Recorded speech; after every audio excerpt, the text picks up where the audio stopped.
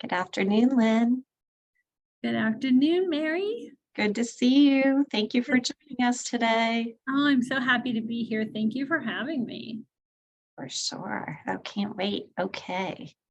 Just give me another minute or two. People are still rapidly joining.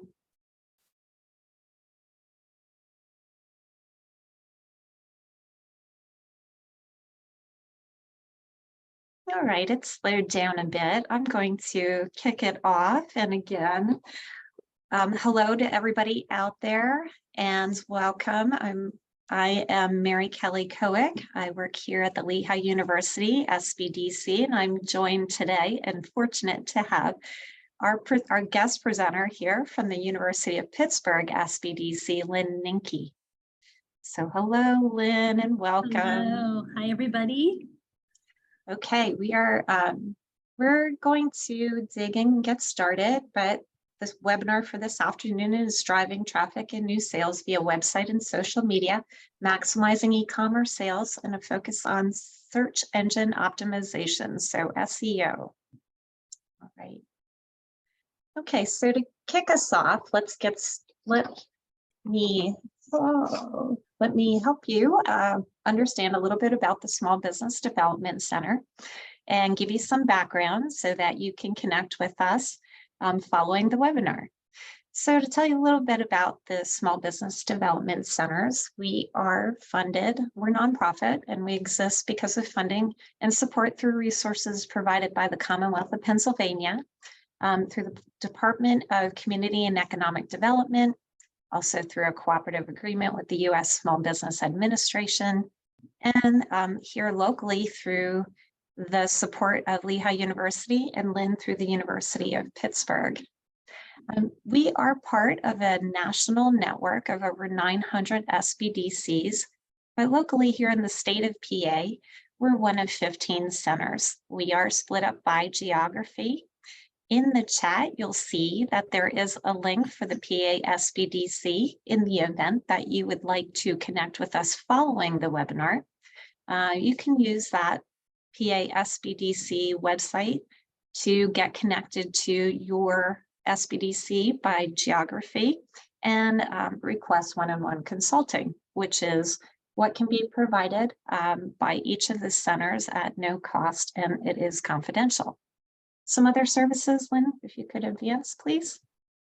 Okay, so some other services that we do offer in addition to the one-on-one consulting is small group consulting, as well as live training events. So now starting to get out into the community, which is quite nice. And we have planned the launch of an on-demand training library at some point in our near future. And here at the Lehigh University, we are a center of excellence for the Growth Wheel, which is a management tool that we can use with small businesses to improve their business sales. And the last thing I wanted to share with you is additional programs that we offer through the SBDCs. And so we focus on many aspects of supporting businesses from their startup through their growth phase, as well as through their transition. So there are programs available for each of those aspects or each of those phases of your business. We also provide support and financing assistance, so help with business planning and financing and loan package opportunities. The other areas, government marketing and international trade development, is available here through the Lehigh University, as well as at Pitt as well. And we also have across our network the opportunity to work with someone on technical product development, as well as EMAP or environmental management assistance program as well. So some ideas as to the services we offer and the programs that we offer. So now I'd like to switch over and turn the microphone to Lynn. But before I do that, I want to mention that in the Q&A, we will be taking questions throughout the presentation, but only stopping periodically when Lynn gives us the heads up. We're going to stop and we'll talk through some of the questions that are in the Q&A and see if we can answer those for you. So Feel free to use the Q&A throughout the presentation. Okay, so now back to Lynn, our guest presenter. Thank you so much, Lynn, for leading us through this content today. It's so good to see you. Thank you, Mary. It's my pleasure. And hello, everyone, and welcome once again to today's presentation of Maximizing E-commerce Sales. My name, again, is Lynn Ninke, and I'm the manager of the Emerging Enterprise Program at the University of Pittsburgh Small Business Development Center. I'd like to thank our Lehigh University hosts for partnering with us to bring you this really important webinar. So the University of Pittsburgh Small Business Development Center is a center of excellence for digital services. And we are pleased to partner with Lehigh to bring you this information about establishing a strong online presence and learning how you can optimize that presence to drive increased traffic and sales for your business. And as Mary said, we're able to bring programs like this to small businesses at no cost due to our funding at the federal level by the Small Business Administration and the state level by the PA Department of Community and Economic Development. So webinars like this are truly your tax dollars at work. So I wanted to mention that again. So let's talk about today's agenda. So we're going to be talking about what defines an effective website. We're going to spend a little bit of time talking about the cost and time to implement a website. And then we'll get into the meat of it with SEO, or search engine optimization, and how to attract traffic to your website. And then finally, we're going to take a deep dive into social media and really talk through how having that strong digital presence between your website and your social media really makes for an effective digital marketing presence. So let's dive in. Get my cursor to work here. So what defines an effective website? So there are definitely some very important features that go into building an effective website. And a well-defined website is one that makes the process of interacting with your business easier. A well-designed website is easy to navigate and easy to understand. It takes the user through the process of understanding the product or service and then sets the user up for an easy purchase of that item or engagement with the service. So when we're looking at websites, we always want to see, a smart, intuitive layout so that people can move their way through from exploring the business and either the products or services it offers to actually engaging, that is, making a purchase or enlisting the service. A well-designed website is optimized for mobile phones.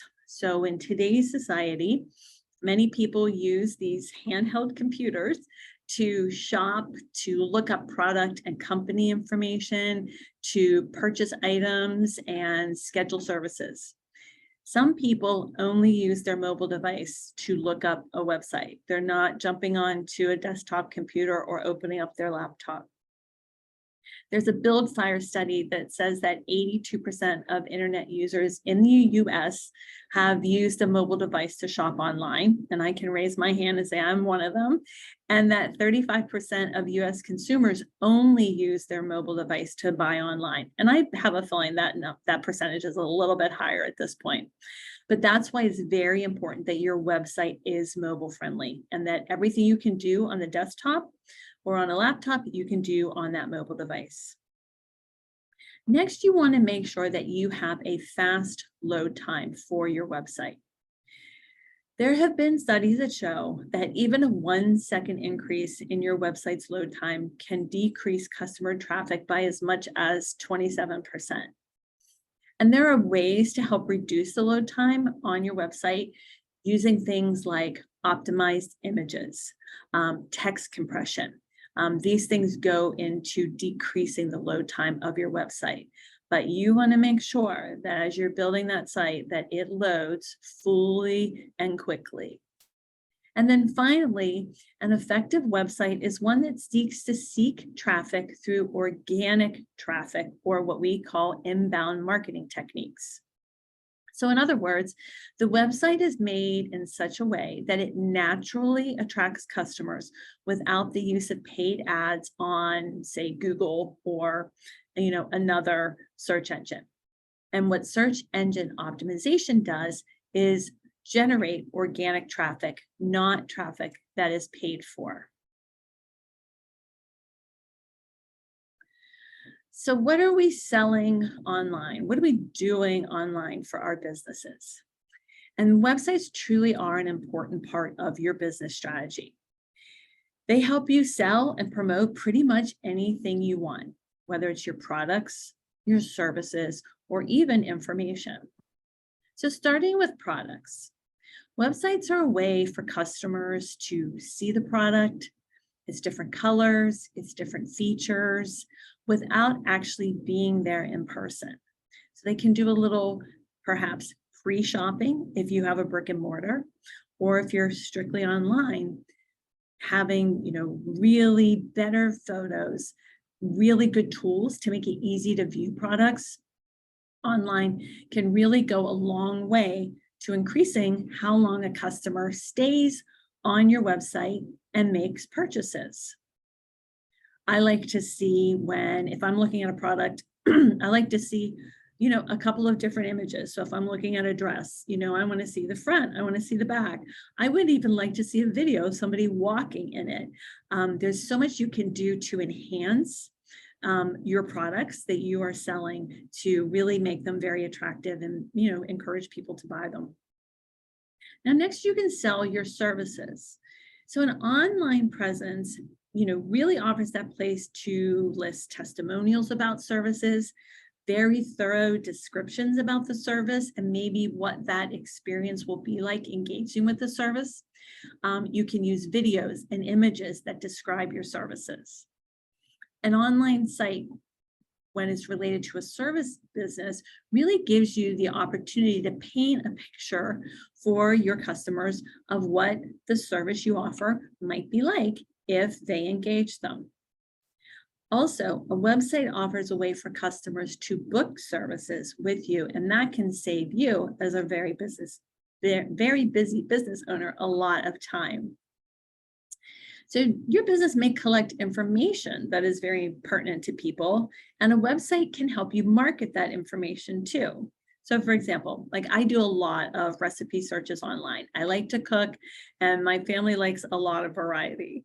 So many of the sites that I visit not only have recipes, but they also link to cookware, appliances, etc., maybe even spices. And the people who own those websites, they are making money on those links. That's called affiliate marketing. So there's lots of things that you can do online, depending upon what your business is all about. So let's talk about the cost and time to implement a website. So this is the most updated pricing of some popular website hosts. Now this by no means is exhaustive list of every hosting site there is. But I wanted to give you an example of some of the popular ones that we see clients working with very, very often. And as you can see, these are quite affordable. And there are options for various price points that will fit most budgets. And each web host can really meet your needs as a business owner to create a great website.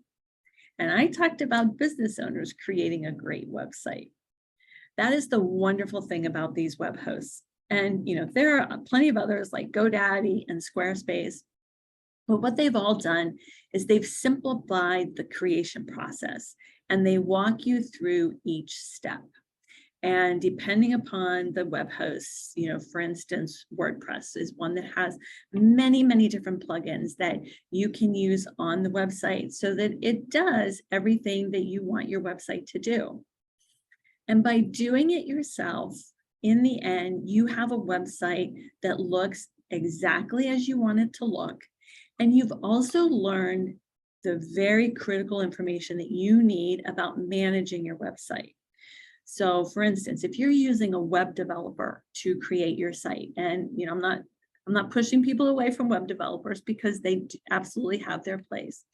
But a lot of times, you're not taught sort of the back end and how to make changes and updates to the website.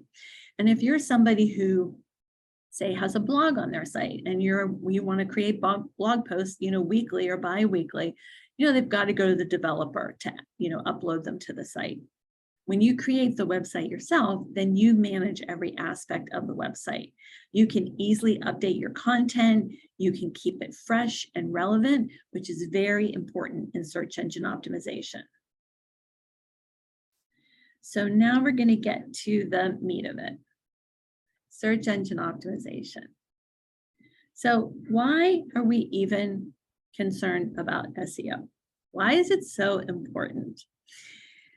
So SEO is all about enhancing your website to help search engines understand the content of your website so they can present that content organically from a search. You want to make sure your website is ranking for common search phrases that people typically use.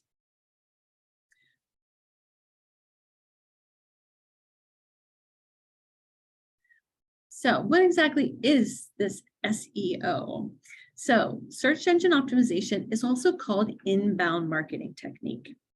So instead of you going out to attract customers to your website by the use of paid ads, you are organically increasing traffic to your website by the quality of the content, including the use of strong keywords and keyword phrases that are relevant to your business. So this is one strategy that helps your website rank higher on search engine results pages. When you use inorganic strategies like digital campaigns on Google or on Facebook, you may not receive as many clicks compared to an organic search result. So SEO is passive and natural, and the best part is that it is free. Now, one caveat that I have is that it may take time to see results going about things organically. But in the long run, you'll increase your website's domain authority, meaning you're going to rank higher on search engine results.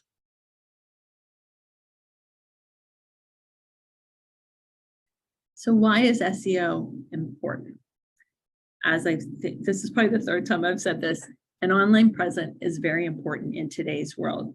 For a small business to not have an online presence, you almost have to ask, are we even in business? That's how important having that online presence is. And search engines have become an extremely important tool in our world.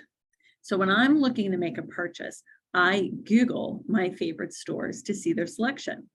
I use informational websites to find new recipes. I often joke with my kids who do not know life before computers about the lengths that I used to have to go to find information. And now it really is, sitting in my hand probably more often than it should be. But search engine optimization helps you to increase traffic to your website. If you end up on the first page of a search engine organically, that's without the result of paid ads, you're going to generate something like 20 times more traffic to your website.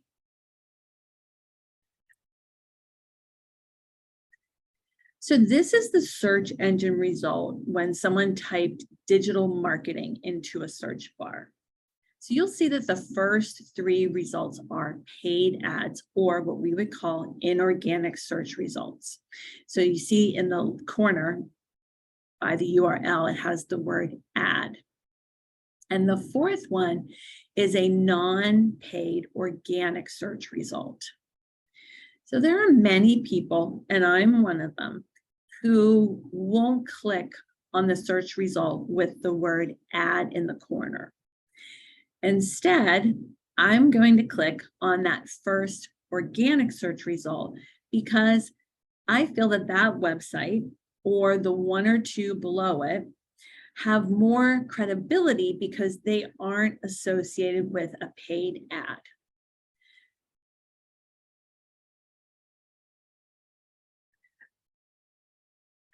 So how do search engines work? So this is some terminology you'll hear in the search engine optimization world.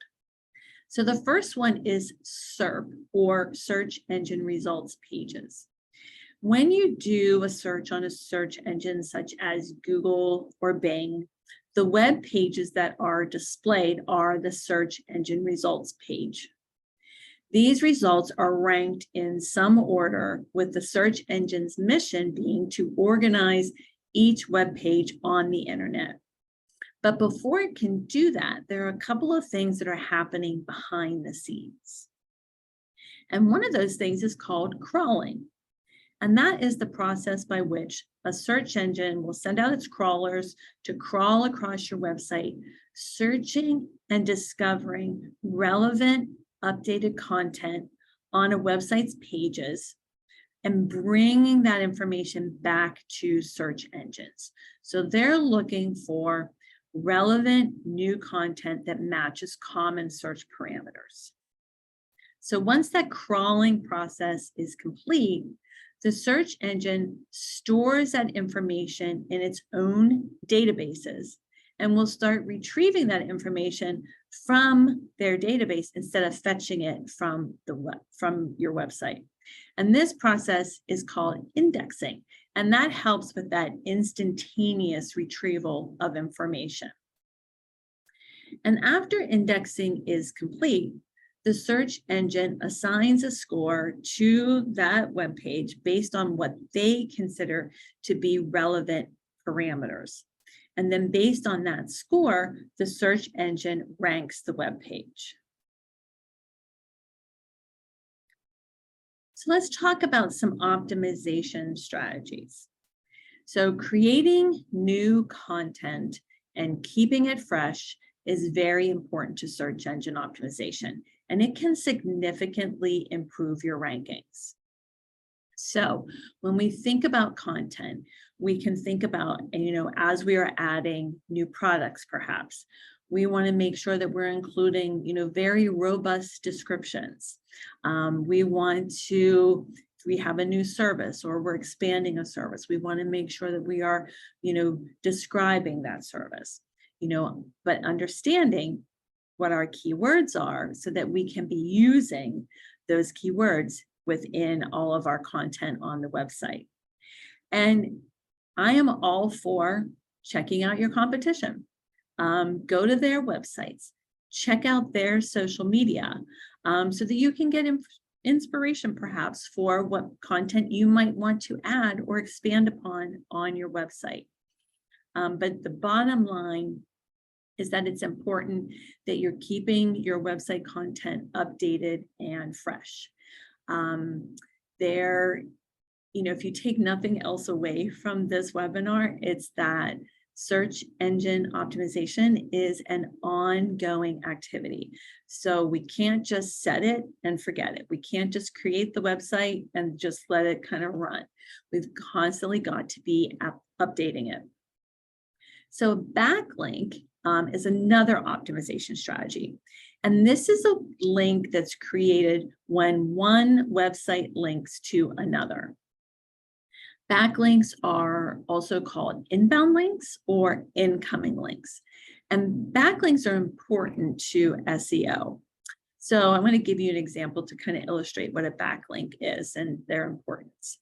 So thinking back to the beginning of the pandemic, you'll remember restaurants were either closed or they were only open for takeout. So at some point, the CDC came out with some new guidelines, and what they said was, hey, restaurants, you can open back up, but under these specific parameters. So I think it was they couldn't seat more than 25% of their dining room. Patrons had to wear a mask unless they were, actively eating. You couldn't just sit at the bar and drink. You had to have, food. You had to be ordering food. So parameters for sure, but it was a way that businesses could reopen, which was great. So understandably, restaurants were very excited and they were updating their websites. Hey, great news. We can open up on Friday, but you might want to make a reservation because we can only, seat a portion of the dining room. And for your safety, you'll have to keep your mask on unless you're eating. And they were listing all of those parameters. But to lend credibility to the information, they were frequently linking to the CDC website, so people could understand that this is, legit, credible information. So those links created millions of backlinks to the CDC website. So it's important for business owners to think through, within their industry, within the space in which they operate, who should be linking to your website. And when you think about backlinks, we always say, you want to think about quality versus quantity. So you want to think about what are relevant backlinks. So for instance, for brick and mortar stores, it's very common that they'll belong to their local chamber of commerce. Chambers of commerce have websites, and they typically list their members or the businesses that are part of the chamber, and they'll link to that business website. That's an example of a relevant link. So it's all within sort of that, commerce industry. You can increase your backlinks maybe by doing some guest blogging on a guest blog site, and then you can link to your web page. Blogging definitely is an effective way to update page content too. So going back to how the search engine crawlers are constantly looking for that fresh, updated content, blogging is definitely an effective way to do that. So it's important that every page of your website has both title tags and meta descriptions. Now, these run in the background of your website, and these are very important to your SEO. And it's critical that as you're creating these title tags and you're creating meta descriptions, that you are using your most important keywords and keyword phrases that are relevant to your website. These get noticed by crawlers, which, as I mentioned before, helps with indexing and then subsequently with your page's ranking. It cannot be overstated how important it is to optimize your title tags, your meta descriptions, and the content for every page of your website. There's typically a recommended character count for these descriptions. So you don't want to go past that, but you can really, understanding your keywords, looking at your analytics from, your web host, understanding what those keyword referrers are, can certainly help in helping you to create, those very robust descriptions.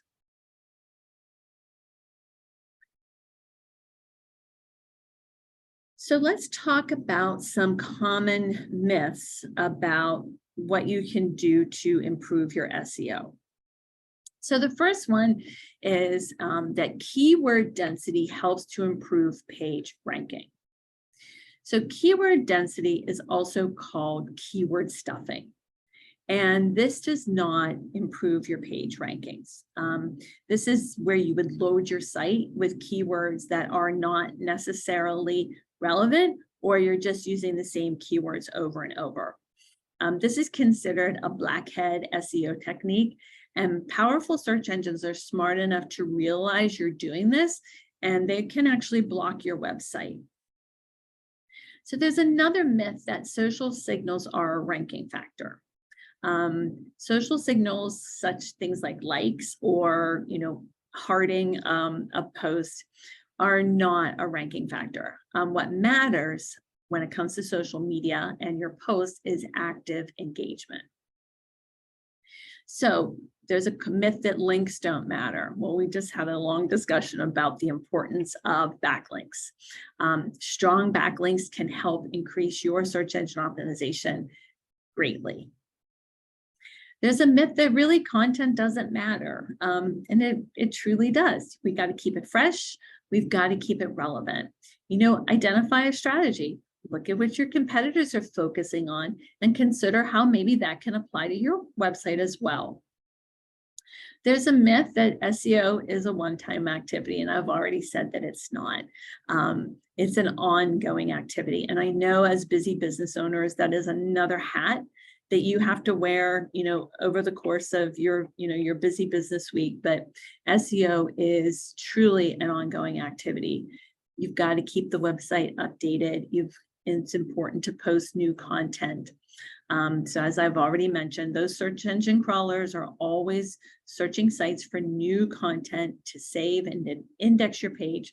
So the more often you're adding that quality content to your site, the more your site will be indexed or saved to search engine databases, and the better your traffic, the better the traffic you're going to see on your website. So there's a myth that only that #1 position matters in Google. Excuse me. And, no doubt that #1 position will help you capture a lot of search engine traffic. But other positions can definitely capture good search traffic. So, in life, we always say being first is all that matters. But when it comes to SEO, that #1 position is not all that matters on the big search engines. So there's a myth that you can buy backlinks, and you can, but don't. We talked about backlinks and the importance of quality versus quantity. So buying backlinks is another blackhead SEO technique, and search engines will know when you are trying to artificially rank your profile. So when you think about backlinks and increasing your domain authority, it's important to focus on the relevance of the backlink and not just getting a bunch of backlinks.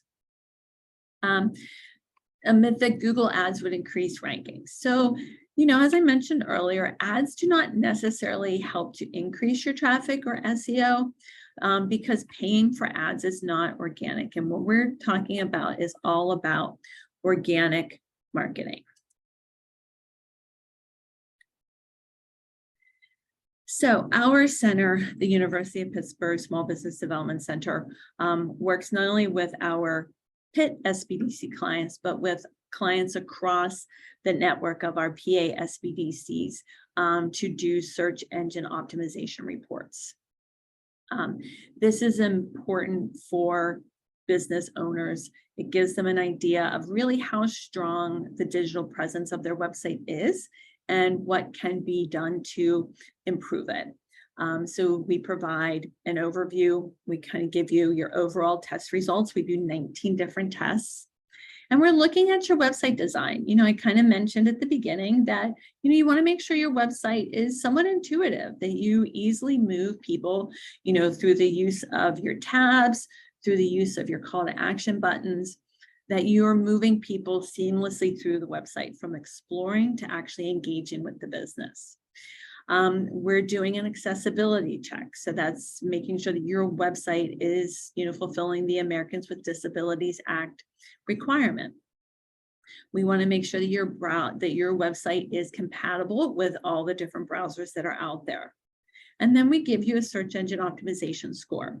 That score really represents the likelihood of your website being returned on a search. We examine your content. We talked about how content is very, very important.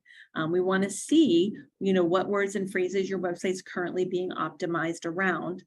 And then we produce a recommended list of keywords and keyword phrases that you might want to consider to add to your website. We check for broken links. We see what you're doing on social media. What is your presence like, and how you're engaging. We want to see how fast your website loads. Remember, I talked about how, the faster it loads, the fewer people are going to drop off. We're looking at the security of your website. So are you using a secure website protocol? Do you have that HTTPS as part of your URL? That S represents that security certificate.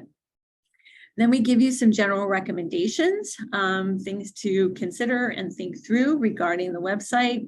And then we kind of break everything out into what are some high priority fixes and what are some low priority fixes. Because the good thing about websites is that everything on it can be fixed. It can be adjusted. And, you know, probably the most important part of the SEO report is we do a follow-up meeting with the client and their consultant, and we walk through the report. So, you know, after that, I'm not going to say you're an expert in SEO, but you definitely have a much better understanding of the importance of SEO and how to make changes to your website. So at this point, we are going to move into social media, but I see we've got some questions in the Q&A. So this might be a good time to check those out, Mary. Sure. I have a couple here. And as far as receiving a certificate for the seminar, is that available for attendees? We don't necessarily offer a certificate for the seminar. That's actually the first time I've seen this question. Is it a certificate that is geared towards fulfilling some sort of requirement? We've never done a certificate. Yeah, it doesn't mention, we don't do certificates typically either. I thought I would ask in case this was a unique situation. It might be for educational credit.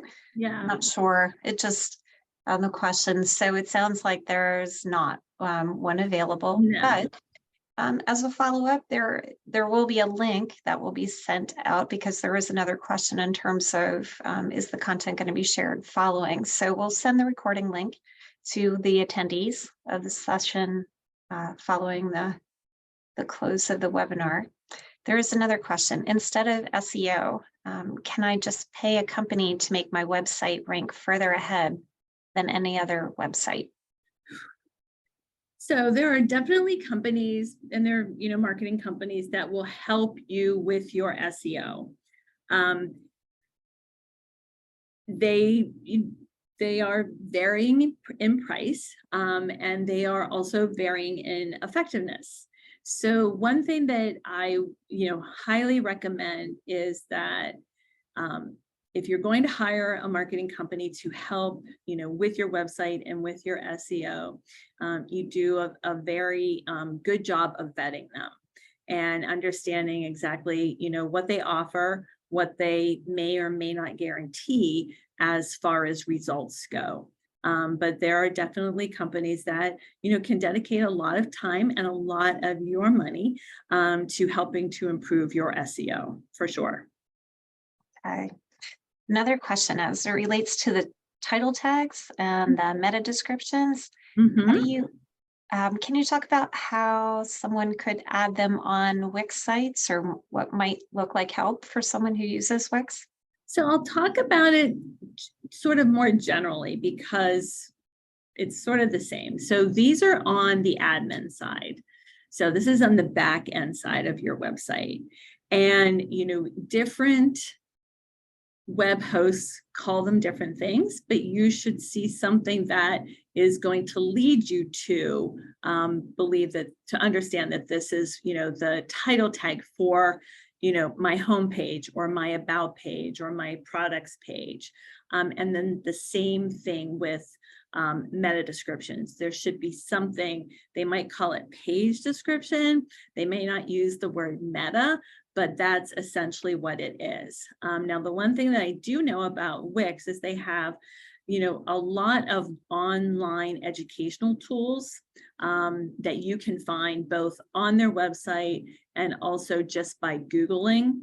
So it should be something that should be information that's readily found. Okay.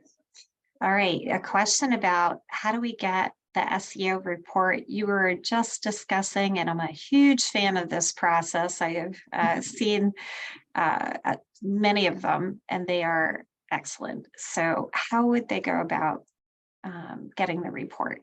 Well, first, thanks for your ringing endorsement, Mary. I appreciate that. So first and foremost, you need to be connected to your local small business development center. So if you are already engaged with a consultant at a small business development center, within the state of PA, you can reach out to your consultant and say, hey, I did this webinar and I'm really interested in having my website analyzed. Can you schedule an SEO report? And then they go through the process. We do the report, it gets sent out to the consultant, and then we schedule a review meeting. And that review meeting, I think, is really important. If you're not connected to a PA SBDC center, in the chat, we dropped the link to our PA SBDC website, and you can search for a center that's close to your area.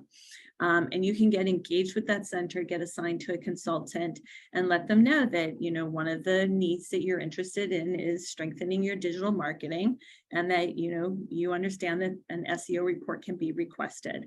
And they're going to be more than happy to do that with you.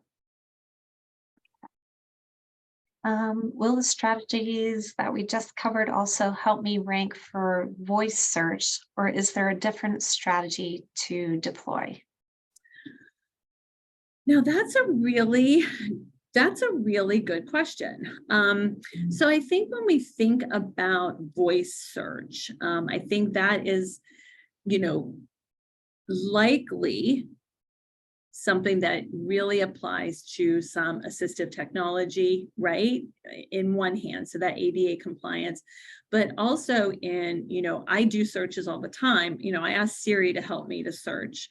So if people are searching, if they're saying, Siri, help me find an Italian restaurant near me, listing, thinking about, like, in your title tags, like especially for your homepage, the name of your business, and then including your location, that helps in those near me searches. So yes, people are going to be using common search, phrases, whether they're searching by voice or whether they are searching, actually typing it into a Google search bar. But that's good. That's a great question. Yeah. So another one, what do you think of Shopify for e-commerce? I think it's a stationery business looking to create their own website. I think that Shopify is a very, very good website for e-commerce. I have many of my own clients that have created their own website in Shopify. I think Shopify was really built for e-commerce. And, as I understand it, as far as creating the website, it's like any web host that's sort of template based, it is, relatively easy to do. Is there a learning curve? Yes, there's a learning curve, but I hear really good things about Shopify. And, kind of staying on that topic of creating your own website. One thing that I suggest to my own clients is look at your competitors, look at aspirational websites. Do your work before you even start thinking about creating your own. You can get a lot of really great ideas about what you want your website to look like. You can get ideas on how you want to brand your website by looking at what others have produced. I think that's homework that I like to assign to my own clients whenever they're getting ready to create their own website. I'm like, go out and find, 10 websites that really resonate with you, and, think through why. Is it the content? Is it the coloration? Is it, just how you can kind of seamlessly move through using, various tags? Or tabs, sorry. But do that kind of homework first before you actually create your website. And I know I went way off of the topic of that question, but I think that's important that's an important step to take if you're going to create your own website. Okay. I think there's a challenge in seeing the chat. So I'm going to send as a follow-up to the webinar. You'll receive an email as an attendee. In that email, I'm going to include the PASBDC.org URL so that you can go ahead and get connected with an SBDC if you are not seeing the link in the chat right now. Let's see if I have more questions for you, Lynn. My company offers hunting and fishing gear, including guns, which Shopify will not support. Do you know if Wix or WordSpace are more friendly? I do not. And I would do the research to understand if WordPress is better for you or if Wix is better for you. That is interesting. I did not realize that Shopify doesn't support companies that are, selling hunting gear and fishing gear. That's good for me to know. So I'm sorry that that's something that you ran into, but I would just do some research on Wix and WordPress. WordPress is a great, when I think about the learning curve of web hosts, I think, WordPress definitely has, I think, the steepest learning curve. I think you have to have a little bit more either, technical knowledge or patience to create that WordPress site. Wix, I think, is a little more user-friendly. I think the learning curve is less steep. But I have clients that develop WordPress sites. They love sort of the plethora of plugins that they can use on their WordPress sites. But yeah, for your specific question, I would research. You may have to reach out to Wix and WordPress directly to understand, will they support? Okay. So I would mention, I think that I've hit all of the questions, but if I've missed something, please come back, let me know. And I will follow up. We'll stop again down the road here after the social media discussion, and we can continue, Lynn. So I think we're good for now. Yeah, those are great questions. All right, social media. I feel like I could talk about social media all day because it is so important to small businesses. So why is it important? So, over 3.5 billion people use social media. Facebook is used by 2/3 of the adults in the United States. And I think 75% of them use it on a daily basis. I will confess, I was already on Facebook this morning. So hopefully, I'm, not alone in that. The average person spends roughly 3 hours per day on social media, that's a lot. That's a big goal to me. But social media really offers an inexpensive way to promote your business, to engage with your customers, which is so important, improve the insight to your company, your brand, and your products and services. So social media is very, very helpful. I really cannot say enough about it. So let's talk a little bit about social media and SEO rankings.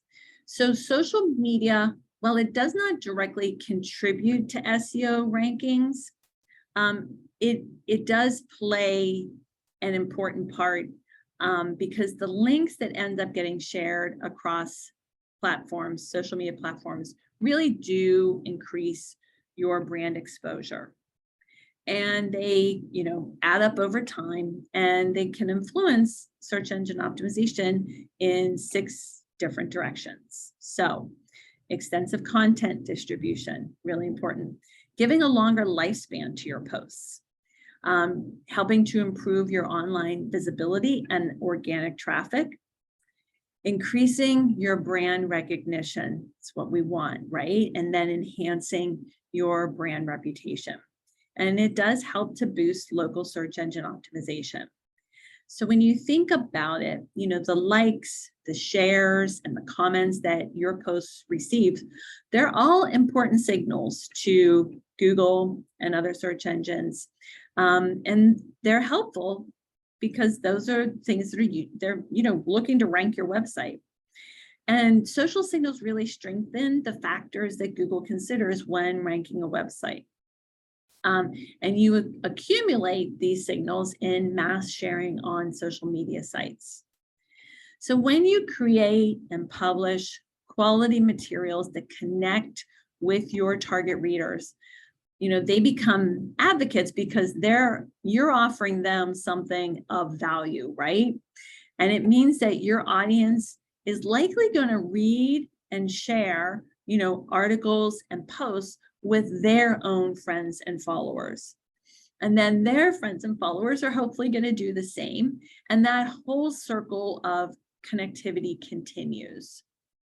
So, keep in mind that, the content writing, the creation of content is really a fantastic way to attract more eyes to your site.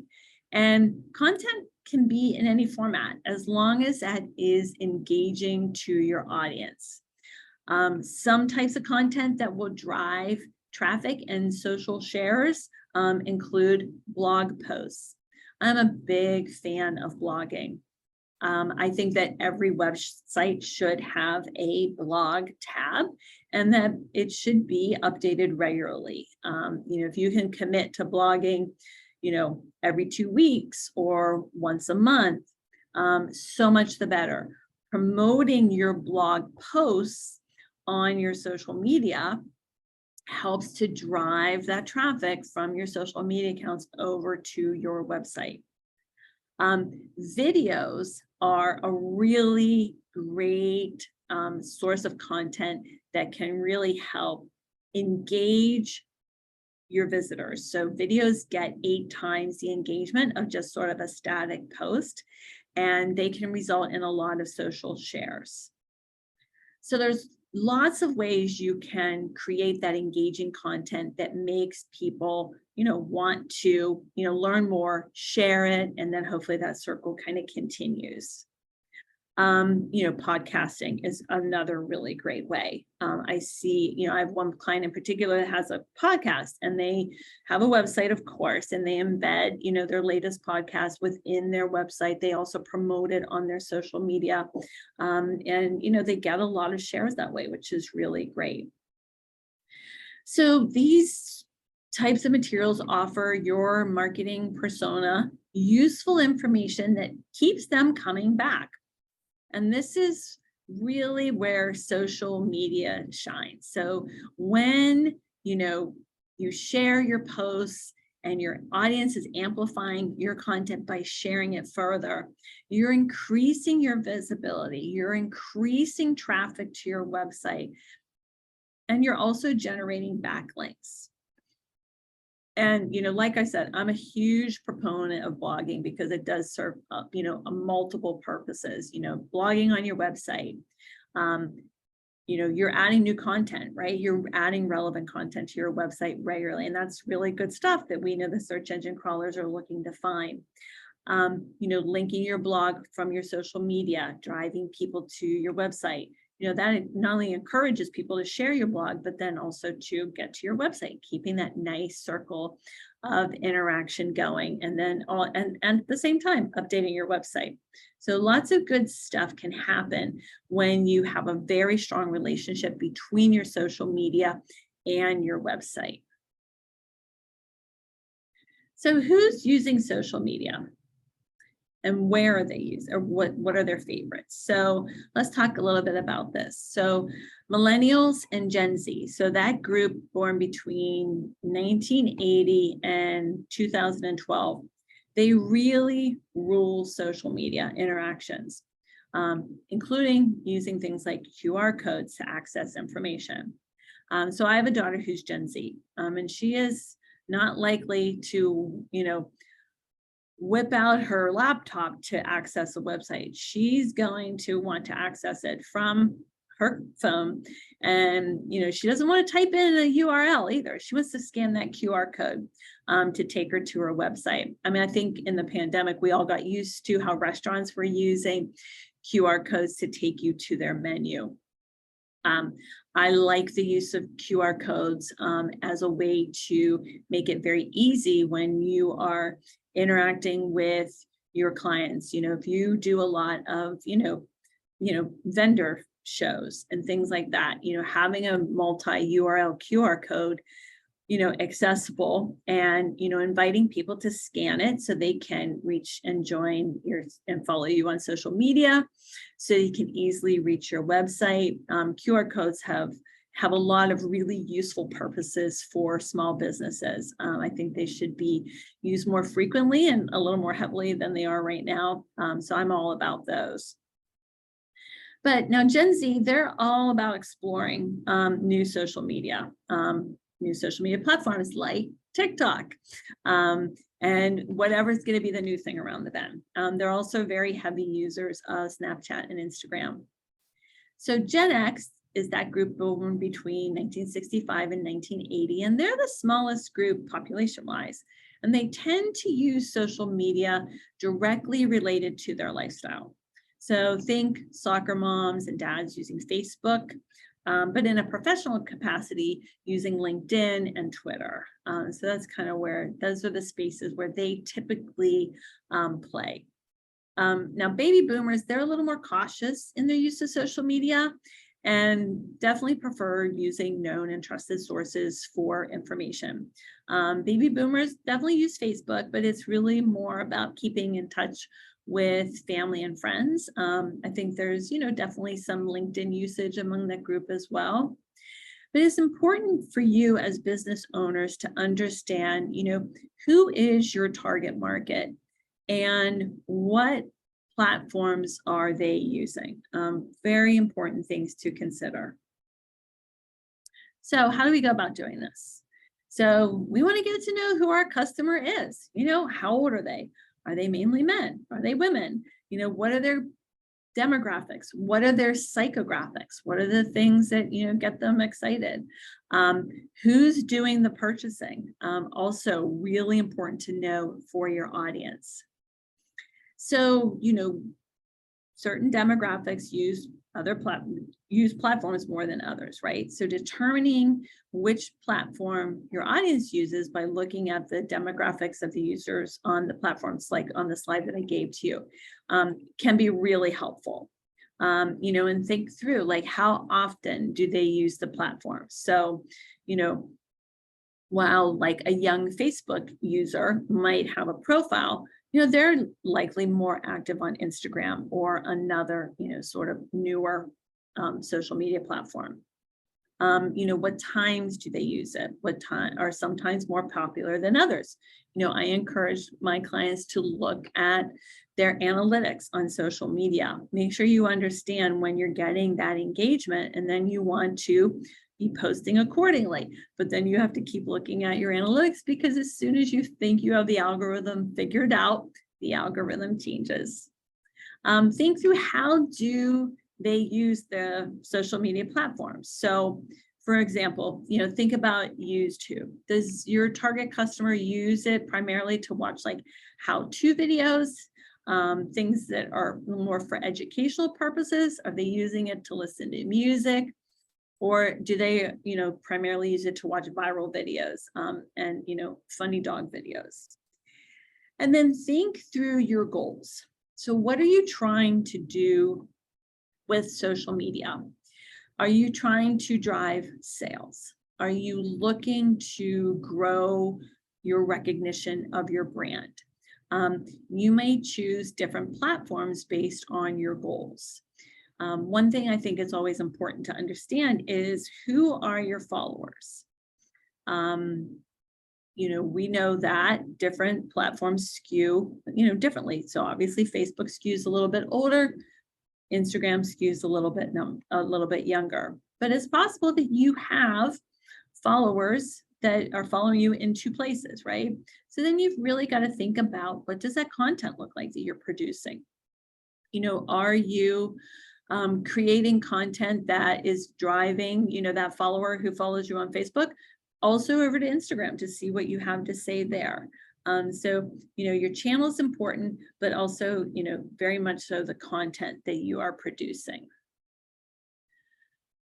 So effective social media really is all about connecting and creating relationships with your audience. Optimized social media really helps businesses build their brand, so their brand awareness, their brand personality.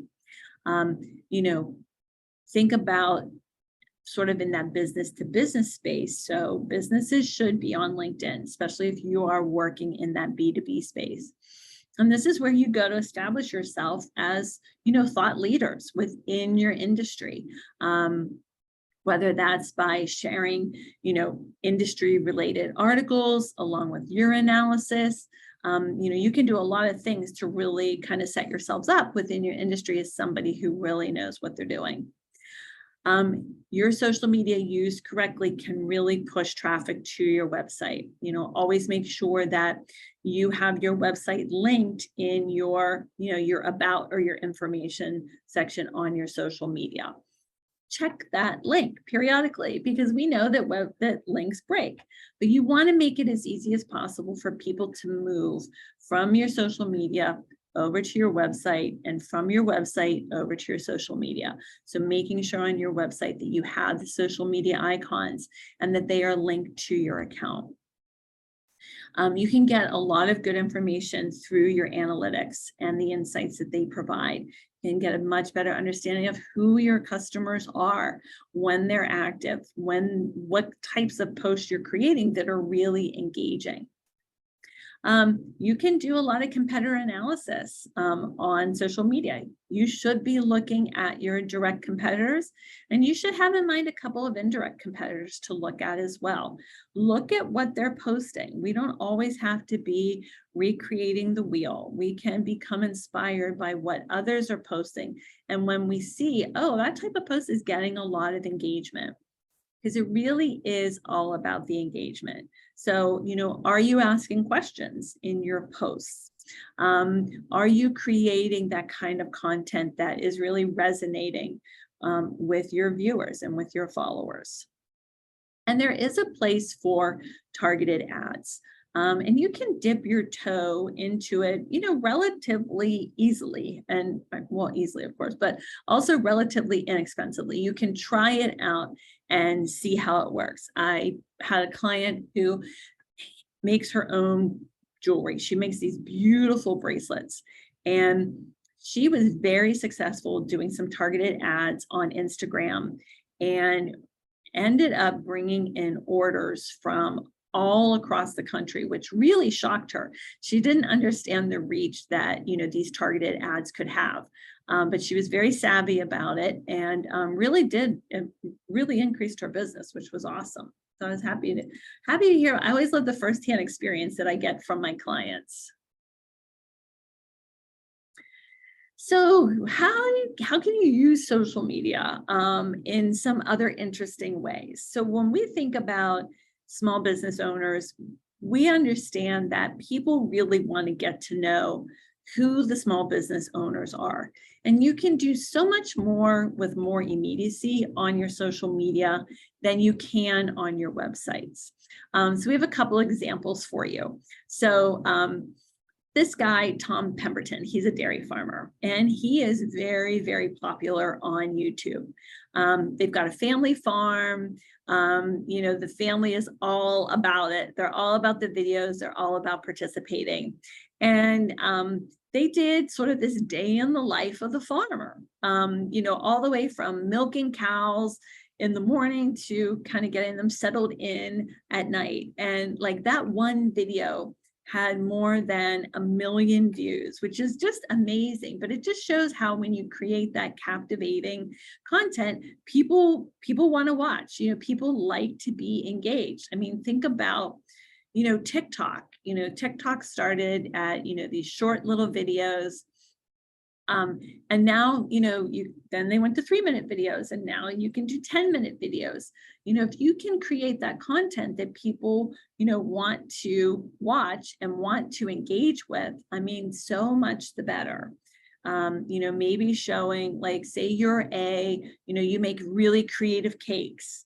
That can start with sort of like that napkin drawing of what that cake's going to look like, and then a cut to the ingredients, and maybe a shot of the mixer and the baking and coming in and out of the oven, all the way to the final creation. Like, you can do a lot of fun stuff with video that's really appropriate for your social media and can get a lot of engagement.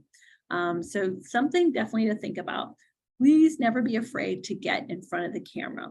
People want to know who business owners are. They want to know your why. They want to know why you got into business and why what you do is important to them, or the products that you have, why they're important to them. But then we have another one, which was a shepherdess. So we think about shepherds, but this is a shepherdess. And as you can see, she's got a really nice following, kind of a very balanced following, frankly, between Instagram, Twitter, and Facebook. And, again, same thing. She knew that it's really interesting to show others what farmers do. So, she was showing like training your sheepdogs, watching a lamb be born. Like, I've, over the course of, I don't know, the last couple of weeks on TikTok, somehow I've ended up on horse TikTok. So I'm seeing a lot of foals being born, which is really interesting, and watching them take their first steps. But it's very engaging content. So think about it. Think about it for your business. How can you create that content that's really going to resonate with your audience? I mean, I wasn't lying when I said I could talk about social media for a long time, because it's so important. And, for the most part, it's free. So let's take advantage of it. So another thing that we do at the Pitt SBDC is, in addition to the SEO reports, we do a social media audit. So as the manager of the Emerging Enterprise Program, I work with our team of student interns. So I've got 7 high school juniors, or not high school, college juniors and seniors. I like to say I have the best and the brightest working for me, and they do a tremendous job with the social media audits. So, we kind of look at an overview, like what platforms are you on? We give you a summary. What do your followers look like? And then we do a deeper dive into each platform that you're on. So Facebook, Instagram, Twitter, LinkedIn, and YouTube. So those are the big ones that we look at, because they're typically the most popular for business owners. And we're looking at what you're posting. We're looking at, is your information on your, about tab complete? Do you offer a call to action? Are you giving people the next step to take after they've visited your page? We're looking at your posts. We're seeing what kind of engagement you're getting on your posts. For Instagram and Twitter, we're also looking at your followers. So we want to see a nice mix of followers between personal accounts and business accounts. That represents a lot of balance. And then we're always encouraging businesses to be interacting with the business accounts that follow them on their business accounts. So expose yourself to their followers as well. Make it natural, make it seem organic, but that engagement is really important. So we do take this deep dive, and we make a lot of suggestions on what you can be doing to improve your social media. We recently added a content recommendations section. So that's where I feel like, my staff really shines, because they're very good at coming up with some strong content recommendations after spending time, on your social media and understanding your business. We talk about other social media options. We give you a lot of FAQs, how to, really manage your social media. We talk about setting goals around social media. So as small business development centers, we're very goal oriented. We work with a lot of business plans, and we're always encouraging business owners to set both short-term and long-term goals. And believe it or not, you can set goals around your social media, whether it's increasing your followers by X% or increasing the use of video by Y%. There's, lots of goals you can set. And we know that when we set a goal and we focus on the goal, we're typically going to reach that goal. And then we give you resources for social media advertising. So we have something for each platform. And like the SEO, we like to follow up the report with a review meeting, so we can talk things through and brainstorm some ideas. So lots of good stuff comes out of that social media audit. So I would encourage you to take a look at your Google SEO starter guide. So I do believe that Mary's going to be sending out this presentation so that you have this as a resource. But this is, just some good information that you can look at to assist you with your all things related to search engine optimization. So at this point, Mary, before I guess I'm going to turn it back to you, and we can take a look at the Q&A and see what else has popped in. Yeah, there are a few questions going back to more the SEO. Okay. There's a question about the WordPress platform being susceptible to hacking. Can you speak more to security for the website? And are there any tidbits of information or stats that you might have come across as to one platform being safer than another? Or is it more about securing your website? So it is 100% about securing your website. Having that security certificate protects not only the business owner, but it protects the visitor to the website. I have not been made aware of, one host being more susceptible.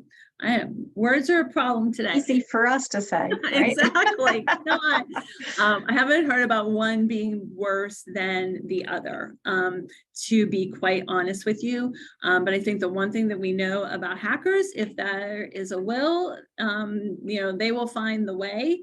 But keeping that security certificate active and valid is very, very important. Yes. Okay. I hear this a lot, and it's around having enough hours in the day to manage social media. But this specific question is for TikTok. I've heard it across many platforms that small business owners use. What would be your advice? And let's take TikTok because that's where the question was. Advice on how many times a day for posting on TikTok, and then maybe you could talk about it a little bit more broadly as to as frequency of posting.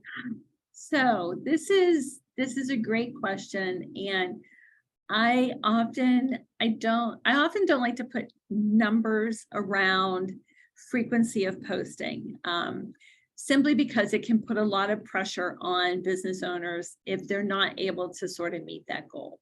I prefer to look at consistency as being key.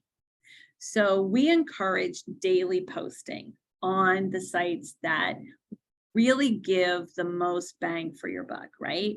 So you want to be posting frequently on the sites where your target market is, right? So, are you able to post 3 times a day on TikTok? Can you create content for 3 posts a day on TikTok or YouTube Shorts? If you can do that, go for it. If you can only manage 1 time a day or 4 times a week, it's really about what you can manage, but that consistency piece, I think, is almost more important so that you are consistently showing up in people's feeds because you are posting consistently. Good advice. Okay. How do you find time to blog or post? But it also goes on to ask about blogs that are engaging. They have a business that's a fresh roasted coffee and food business. And she knows someone that can actually write the blog, but are they going to be as engaging or engaging enough if they're not necessarily part of the business? So it's looking for ways to build capacity. So some advice in this area.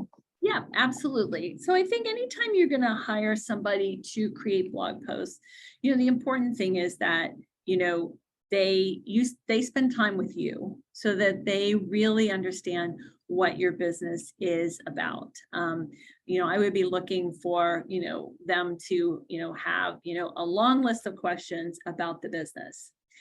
And then also, if you're able to provide to them some samples of blogs that you've written, maybe haven't published or what's already up on your blog, so that they can get a feel for your voice.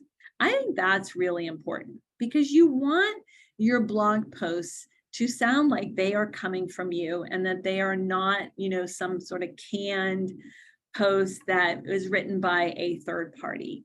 So making sure that it really sounds like it is coming from you, that whoever has written this post has a very intimate, you know, understanding of the business and the business's customers, I think is really important.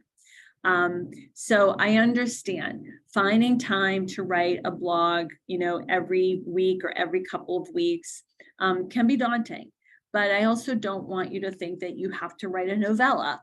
Blog posts, they don't have to be really long. You're writing about your business. You're naturally going to be using strong keywords and keyword phrases just as part of writing the blog post.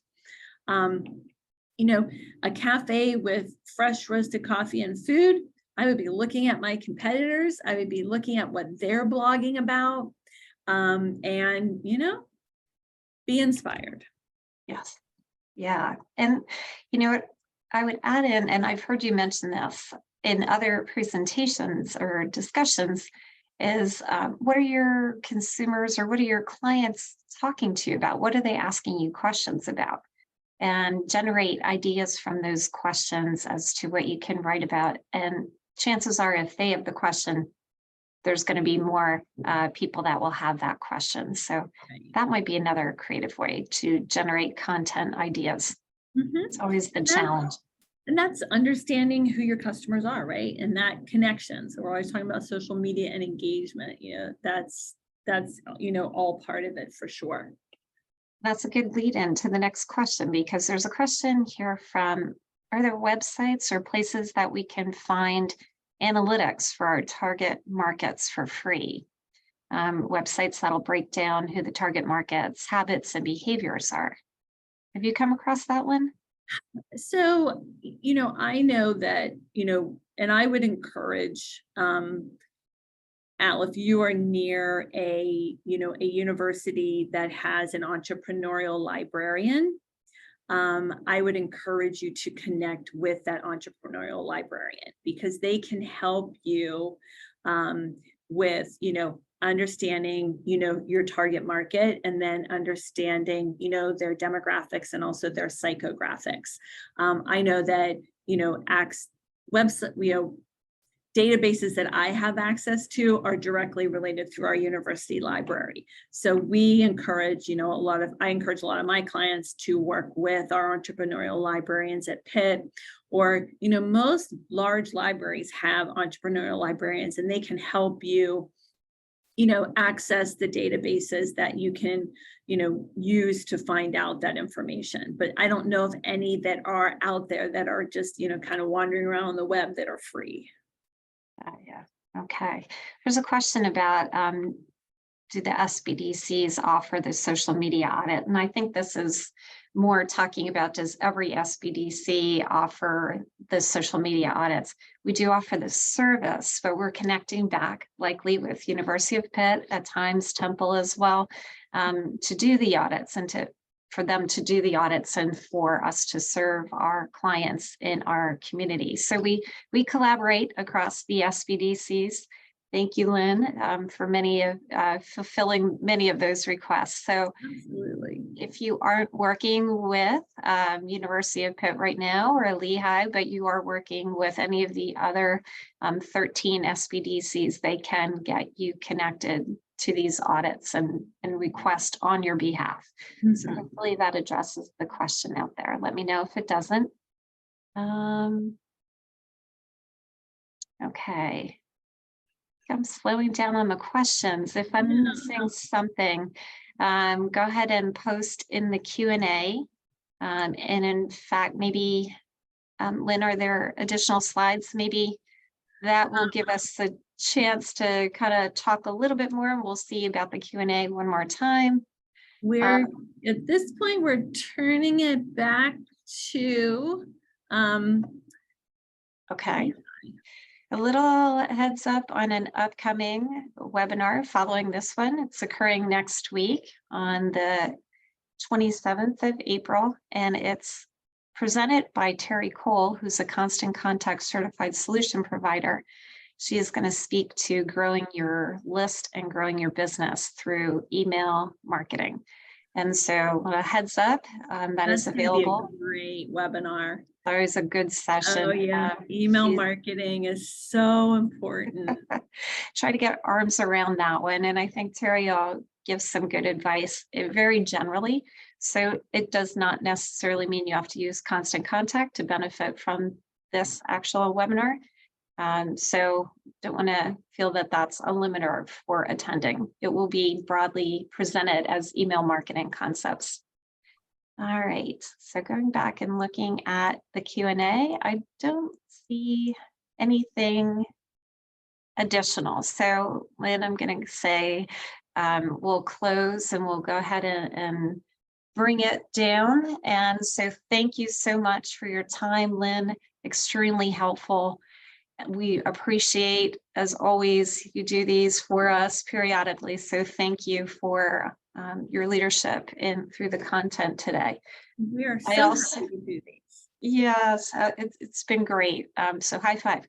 Yeah. The other piece is what you see on the screen. This is how we can connect. So if you are interested in connecting with Lehigh specifically, that's the information that you see on the screen. A couple different ways to get in touch with us. Like I said, if you're in a different geography, but this is the information that you have to connect to a small business development center, we'll make sure that you get connected the way that we're divided up, which is by geography. So we'll help make that happen. So just reach out however it looks for you and what's the easiest way. Okay, so thank you. And on behalf of both of our centers today, we appreciate your attendance and look forward to seeing you at future sessions. As a follow-up, you're going to get an email communication as an attendee, so you will get the link to this recording. You'll also get the PowerPoint presentation. So you'll have all of that information at your fingertips within the next day. Okay. Thank you so much. Thank Take you, care. Mary. You're welcome, Lynn. Have a great day, everyone.